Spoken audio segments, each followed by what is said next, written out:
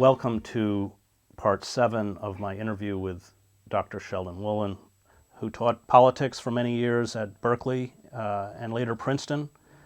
He is the author of several seminal works on political philosophy, including Politics and Vision, Democracy Incorporated, and a book on Tocqueville.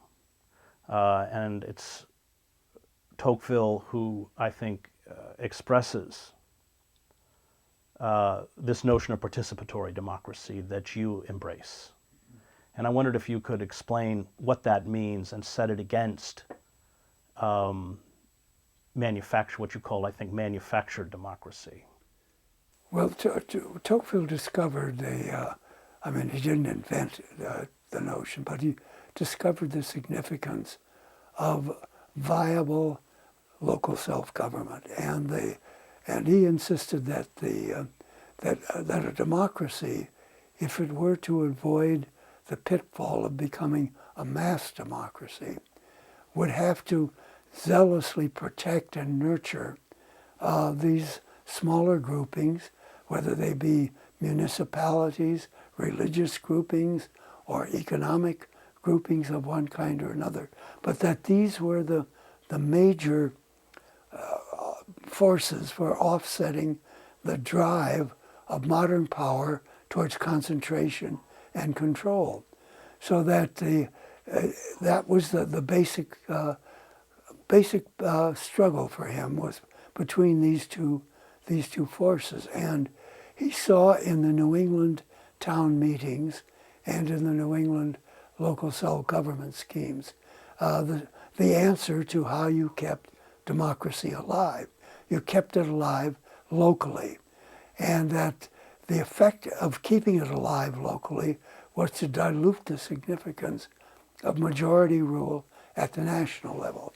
Tocqueville feared majority rule because he thought it meant uniformity of belief imposed by the power of the majority. I think he, in a certain sense, may have overstated that and paid insufficient attention to the role of elites. I think that in some of his later writings, especially when they were concerned with France in the 1840s. This is Ancien Regime. Yeah, I think he became aware that there was a problem with that, and that the old regime's system of corporate bodies had to be carefully thought through, because they could easily become simply vested interests, and so that there was a lot of unfinished business in Tocqueville, and I think it's very important in understanding him that you recognize it. But I think that his definition of what participatory democracy is one that you embrace. Yes, it is, and I think that the common thread I think we both share, if I can put it that way pretentiously, that we share the notion that the problem is centralized power, right, and that centralized power has assumed, because of scientific and technological developments, has assumed a quality of menace that it simply didn't have before. Before, it was simply the power of a central government in its army and in its bureaucracy to sort of enforce its will. But now it's much more than that. It's the ability to shape and direct society in a fashion that's much more of a lockstep thing than was ever conceived by Tocqueville. And this was Lenin's genius, and that as a revolutionary he understood that. Yes, he did. Yes, he did. And it is at the same time the tragedy of Marx, because he both understood the Lenin point of view, but he also understood the point of view of more participatory kind of institutions.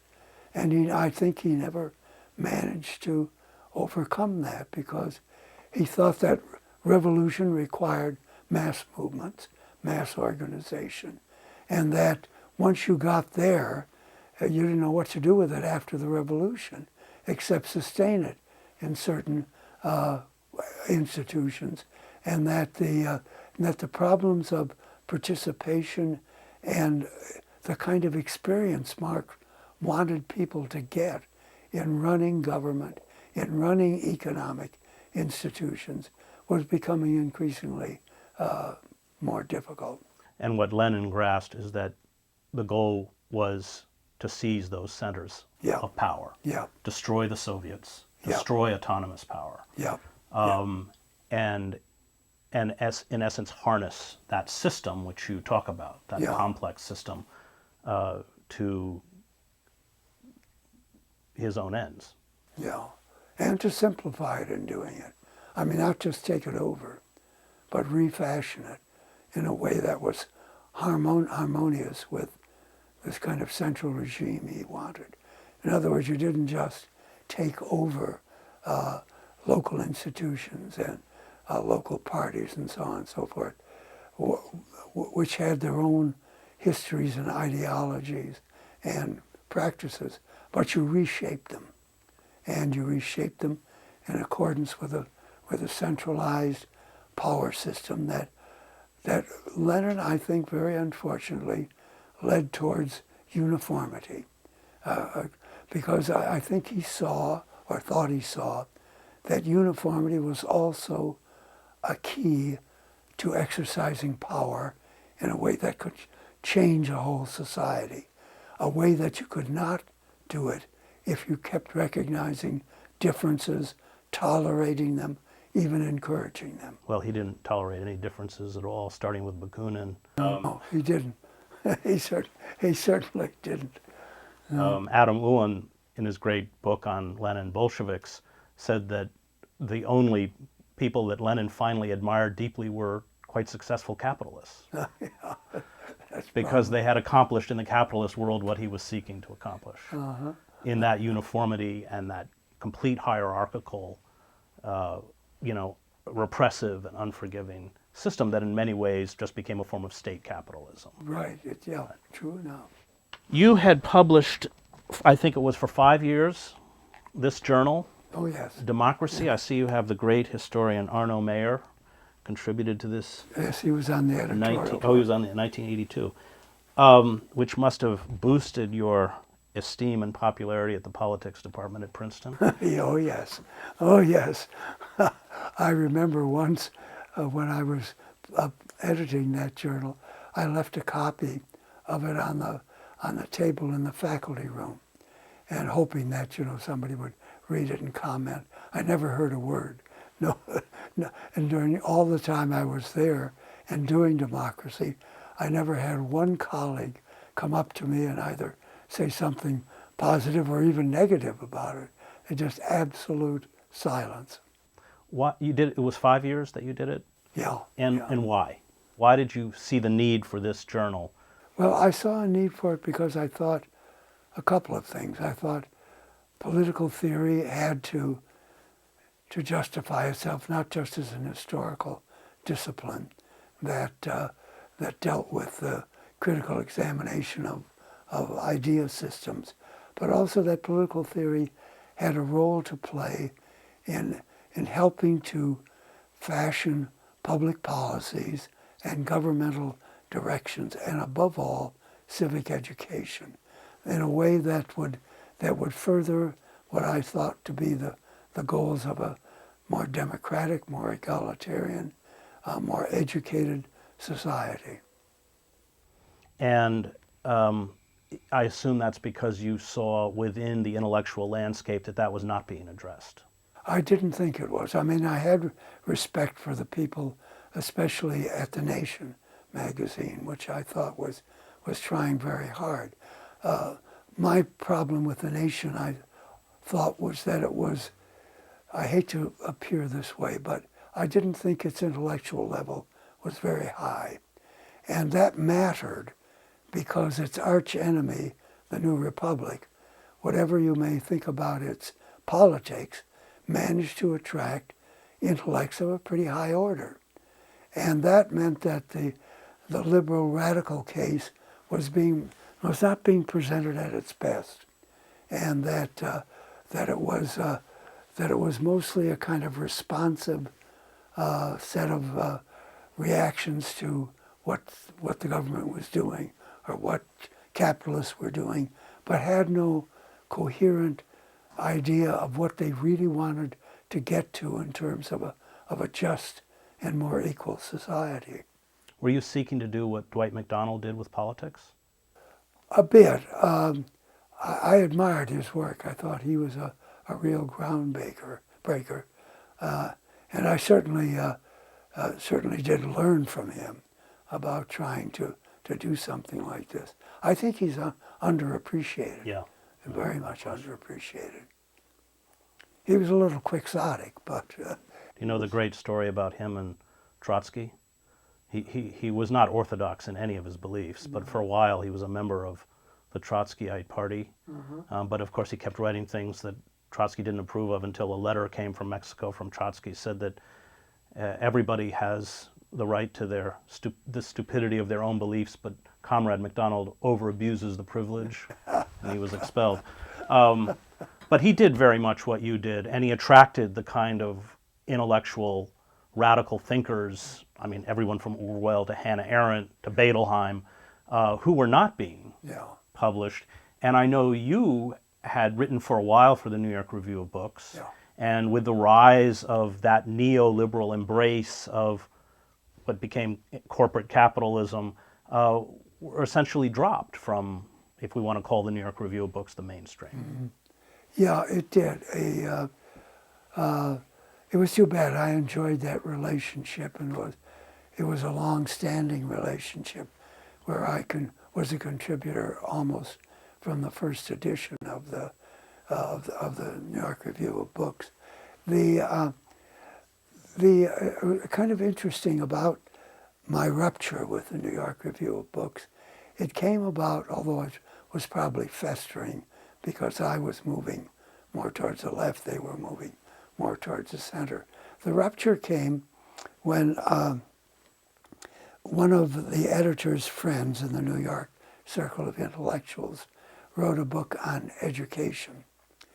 And Bob Silver gave it to me to review for the New York Review of Books. And I thought it was not a very good book, and I thought that it was not even a liberal view of educational reform. And I said so in it. And he refused to publish it. Well, what's so interesting is that the author of that book, about a decade later, publicly disowned the book because she too regarded it as not really sufficiently advanced or liberal in its viewpoint. But, you know, that was 10 years later. It didn't do me any good. But the relationship was good while it lasted, and I certainly owe Silvers a great debt in giving me a chance very early to write for a large audience. When you talk about participatory democracy in an age of superpower, in an age of inverted totalitarianism, how is that going to now express itself within that superstructure? Well, I think it will express itself. I guess the answer I would give is that precisely it doesn't express itself. I think it's shaped and it's allowed only the outlets that are conceived to be consonant with the purposes of those in power, so that it's not autonomous anymore in any significant sense.